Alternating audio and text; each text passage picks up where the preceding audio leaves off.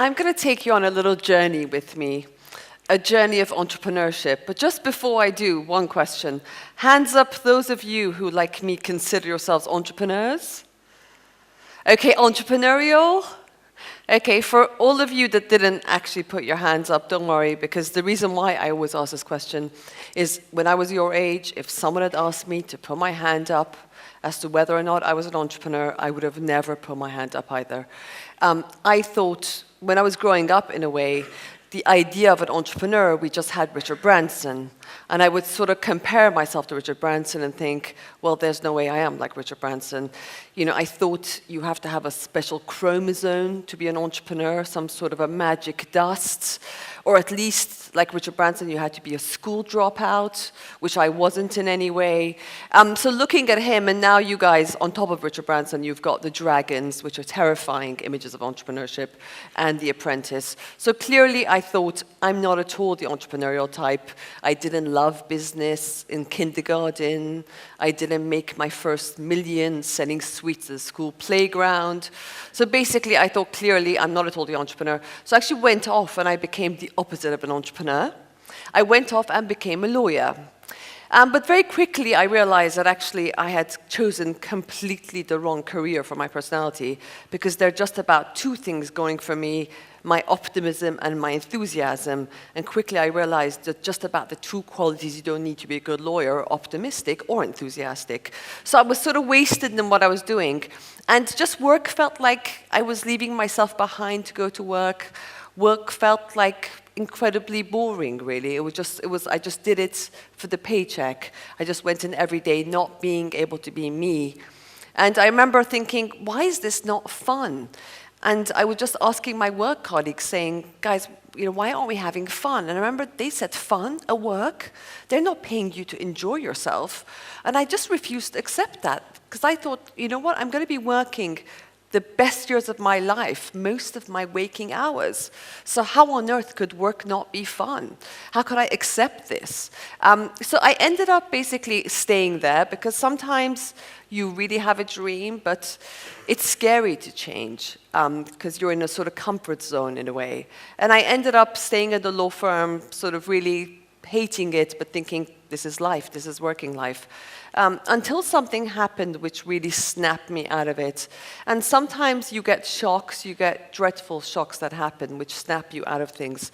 What happened to me was I come from a close family of four, my mom and dad, my brother and I. And in January 1993, my dad died very suddenly, very unexpectedly. And I remember the shock was so big, it was like my world had fallen apart.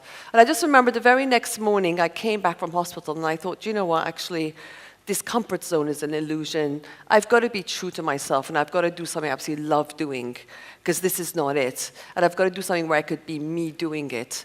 So I basically took a big jump. I took a big leap. I left the law firm. I had no idea what I was going to do, but actually my motto in life is leap and the net will appear, and I just really believe you've got to take the jump sometimes. So I basically took this jump. I went to visit my brother Bobby, who was my only sibling, so he was working in New York at the time.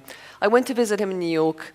I had terrible jet lag, thinking, I'm just going to take some time, be in New York, have some change of air.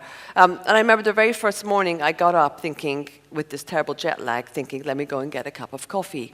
And back then, America was known for horrible coffee. Even we would make fun of American coffee. And I remember just walking down Madison Avenue, and I was sort of hit by the smell of freshly ground coffee beans. This is even before Starbucks had come to New York. But I walked into this coffee bar. There was all the smell of coffee, where the coffee came from. I said, can I have a cappuccino, please? And they said, would you like it with full-fat milk, skim milk, semi-skim milk, soya milk? And I sort of just couldn't believe it. I'm always on some sort of a diet, so I couldn't believe I could get a skinny cappuccino. And I just fell in love with it, and I just didn't think anything of it. And I got back to London, and I was actually sitting with Bobby in a Thai restaurant with my mum. We'd just gone out for a Thai meal. And in the middle of this time meal, I said to my brother how much I missed these coffee bars. I just wish we had them in London, and I couldn't believe that I was stuck at home. There was nowhere to start my morning apart from making some instant coffee, and I wish we had those amazing New York-style coffee bars so I could go and have a skinny latte every morning. And as soon as I said this to my brother, he got the light bulb you hear about. He said, "I can't believe you've said this. This is incredible. You and I should be the ones to bring American-style coffee bars to the UK. This is like an amazing business idea." And my reaction was, "Hang on a minute, Bobby, you got me completely wrong. I meant, why didn't someone else open it and for me to go to it?" In a way, I was the customer, so I couldn't quite understand why I had to provide a solution for my own problem, in a way. But anyway, my brother was having none of it. He said, "You know what, if you don't want to do it, I'll pay you to do research for me." And just because my brother was paying me, basically, the next day, I got myself a one-day tube pass, and I got on the Circle line. And that was the first day of my research. I got off at every single of the stops on the Circle line to see for myself what there was, and I could see the crap quality of coffee everyone was getting. And by the evening, when I got back, that was really the night when I thought, you know what, there's a real gap in the market, and if we bring American-style coffee bars to the UK, it's going to work. But the thing is, I didn't think 100%. I just thought about 1% this is going to work. I wasn't 100% sure. So one side of my brain is, this is amazing, there's a gap in the market. But this left side of my brain is telling me, surely, Sahar, what do you know about coffee bars? This isn't going to work. It's too good to be true. Just because you like drinking skinny lattes doesn't mean this is a brilliant business idea.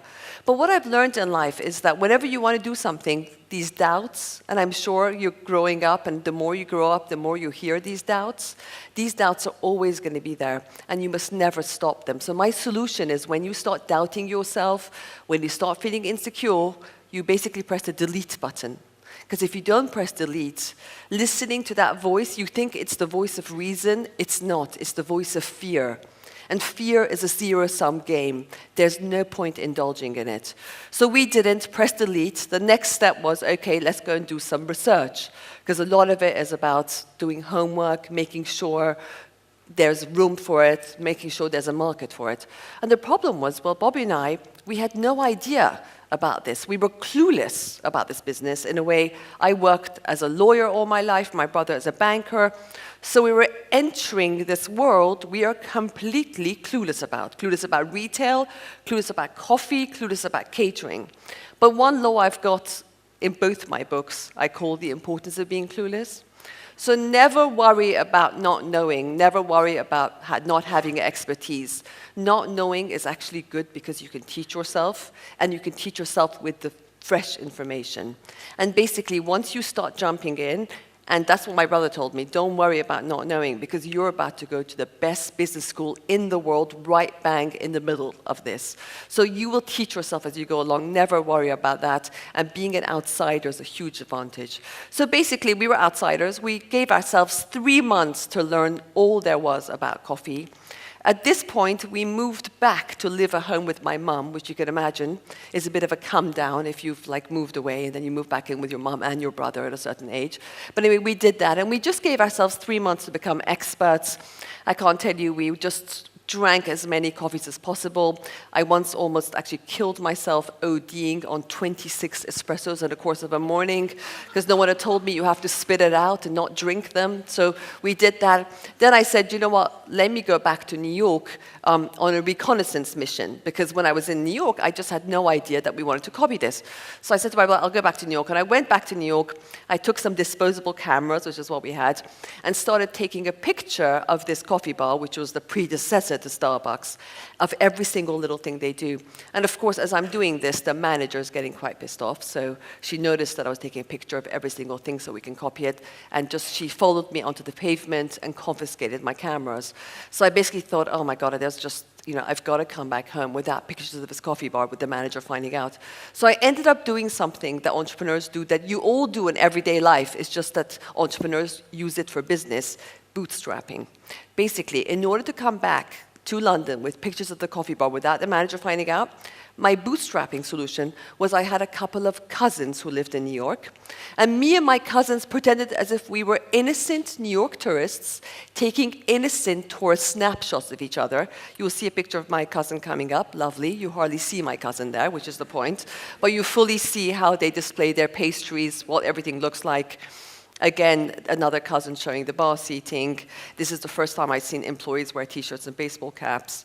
And this is another cousin. So basically, we took these clandestine pictures. And this is the picture I drew on the back of the Virgin flight back from New York. I've kept this because I genuinely believe there's no point having ideas in your head. Ideas are worthless. You've got to make them happen. Start putting them on paper. If you're inspired after today, start putting stuff on paper. It starts happening. And another thing for us, we were coming up with a brand. Imagine coming up with a brand when you've got no idea about branding. And we knew we had to be up there, on the high street with those big players, and we had no idea. But, that's the thing about entrepreneurship, is just trial and error. And sometimes you make a fool of yourself, as I'm about to share with you a logo that we actually considered. Lovely. You can imagine this would have been nice and out of date. But that's the thing. Entrepreneurship is not a genius tendency. It's about trial and error until you get things right. Then we wrote this business plan. Again, the business plan wasn't the right name, but we wrote it. When the word business plan came up, I have to tell you, I was terrified. I said to my brother, do you know what? Let me go through business school, and I'll come back in 2 years, and I'll write a business plan. And my brother said, do you know what? Actually, all the business plan is answering a few questions. What is it you're going to do? How are you going to do it? How much is it going to cost you? And who are you going to do it with? And anyway, in this plan, we calculated we needed to raise 90 grand to open the first store. Just to give you an idea, we started calling random bank managers off the yellow pages, basically. We got rejections from 40 bank managers. This page goes on and on. I'm just sharing with you the first page. Of the 40 bank managers we called, we got interviews with 20 bank managers. Of the 20 we got interviews with, the first 19 said to us, there is no way we'll give you money to open a coffee bar. We said, why on earth not? They said, it's really obvious, isn't it? We were like, what's obvious? They were like, it's obvious. We're a nation of tea drinkers. Britain is famous at tea drinking, so what the hell are you doing bringing coffee in a nation of tea drinkers? But I'd done my homework, and yes, we were a nation of tea drinkers. But basically, in the 80s, we were drinking 4 times more tea than we were drinking 2 times more tea. So I'm seeing this is going the right way, which is why us entrepreneurs call bank managers enemies of innovation. This is just a quick fax I wrote to my brother about a certain bank manager, which you'll see. It's just all, sort of the life of entrepreneurs. We're not perfect. This is the picture of the bank manager. And basically, the next one was making it happen. You've got to actually do it. And that was a nightmare. When you're an entrepreneur, it's an obstacle course. Everyone's against you. We were looking for cups. No one had these cups. At that time, all they had was polystyrene cups. The cup suppliers thought we were crazy. They were like, I don't know what you're going on about. We've never had cups like this. We ended up bootstrapping. We ordered blank cups from America. We had 2 parties, 5 bottles of wine, some pasta, got all our friends, and they stuck the stickers on the cups. The same thing with the muffin suppliers. They were like, blueberry muffins, fat-free muffins? Sorry, the only muffins we've ever baked are yellow. The only thing they've got in them are raisins. So we ended up baking the muffins at home, delivering them ourselves, getting more parking tickets, delivering them ourselves. And we ended up nicking our first employees from Pret-a-Manger. This is all bootstrapping stuff that all entrepreneurs do. And basically, we opened the doors to the first store. This is the first store, just to show you entrepreneurship is not necessarily about original or new ideas. It was a copy. The benches came later, so it was a complete copy of what we've seen in New York. And basically, this was the first coffee bar of its kind to open in the UK. Just to give you an idea, it was a disaster. When I say disaster, our break-even sales were £700, and every single day we were making £200 of sales a day. And when I say £200 of sales a day, I'm discounting my mum, who's coming and drinking as many cappuccinos as humanly possible. So without my mum's excessive coffee consumption, we were making much less. This is just telling people what we're about, educating people about about coffee. And one by one, sort of, we converted one customer at a time. Sales started creeping towards break even. Starbucks came. It was absolutely terrifying time. But by this stage, we were a big brand. And when we got to 2001, basically, Bobby and I both sold our shares because we thought that's what you do when your company is successful. Huge mistake. I remember when I sold my shares, instead of celebrating, I'd taken my mum, we'd gone to celebrate to America, and instead of celebrating, I was so upset that apparently, according to my mum, in the British Airways lounge, I started reading the story in the Financial Times, the story of us leaving, and instead of kind of celebrating, I was crying so hysterically. People must have been thinking, what could be quite so sad in the FT that this girl is bawling her eyes out? But that for me is entrepreneurship. Out of boredom, I started writing my book. I always visualize. This is my visualization of the book. I wrote this book, and this book was almost my anti-Richard Branson book, saying, do you know what, actually, if we did it, then anyone can do it. And this myth we have that entrepreneurship is a special chromosome is rubbish. Don't listen to the Dragon's Den. It's not a personality trait, entrepreneurship. Everyone's got it. You don't need skills or expertise. You become an entrepreneur. It's a process. It's something, you don't need to be an entrepreneur before you start. No one is determined in advance if they're an entrepreneur. You become one when you start. And when you start, basically, there are 5 steps to entrepreneurship. And my brother taught me these steps, and I want to share you these steps because going through every step from A to B, you turn into an entrepreneur. Step 1, the idea. Make sure it's something you love. The beauty about entrepreneurship is you don't have to live someone else's life. You find something you love, and I guarantee what you love doing, you will be good at, and vice versa. What you hate doing, you'll be crap at. So you might as well stick to what you love doing. And what you love doing activates the entrepreneur within you, because all of us have an entrepreneur within. We just need to bring it out. So make sure you find the star within you and do it and jump. That is the idea that's going to bring out all these wonderful qualities about yourself you never knew you even had. Had I stayed a lawyer, I would have thought I was a pretty mediocre lawyer. I would have never known I have all this creativity within me. And that's the journey for you. Number 2, do your market research.